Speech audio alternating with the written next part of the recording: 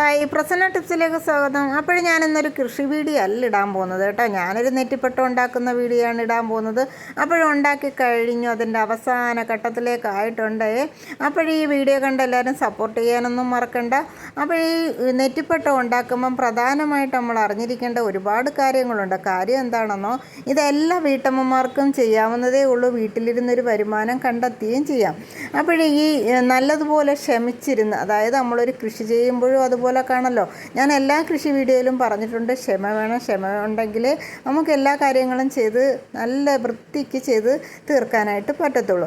അപ്പോൾ ഈ നെറ്റിപ്പട്ടത്തിന് പ്രത്യേകിച്ച് പറയേണ്ട ഓരോ കുമ്പളകളും നമ്മൾ ഇങ്ങനെ എടുത്ത് ഒട്ടിച്ച് ക്ഷമിച്ചിരുന്ന് ക്ഷമയോടുകൂടി കാത്തിരുന്ന് ഇതുപോലൊക്കെ കുമ്പളകൾ ഒട്ടിച്ചൊട്ടിച്ച് കൊടുക്കുകയാണ് ഇതിൻ്റെ ജോലി.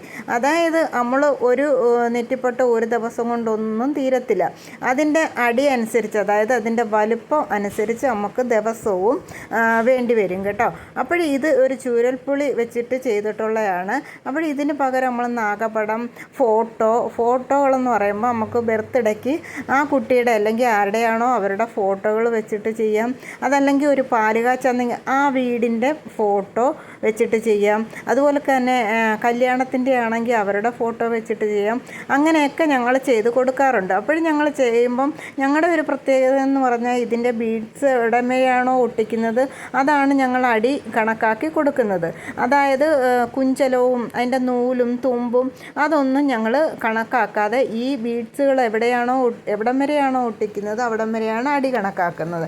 അപ്പോൾ അതുകൊണ്ട് തന്നെ ഞങ്ങൾ നോർമലായിട്ട്, അതായത് അവരുടെ നോർമലായിട്ടുള്ള ഒരു 2 അടിയുടെ ഒരു നെറ്റിപ്പട്ടം വേണമെങ്കിൽ 2500 രൂപയാണ് കേട്ടോ.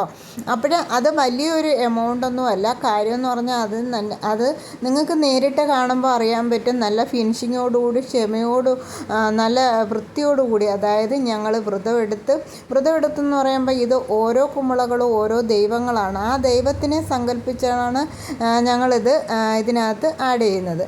അപ്പോൾ അതുപോലെ തന്നെ നമ്മൾ വ്രതശുദ്ധിയോട് കൂടി വേണം ഇത് ചെയ്യേണ്ടിയിരിക്കുന്നതും കേട്ടോ. അപ്പോൾ എല്ലാവരും ഞങ്ങളുടെ വീഡിയോ കണ്ട് സപ്പോർട്ട് ചെയ്യാനൊന്നും മറക്കല്ലേ. ഓക്കെ.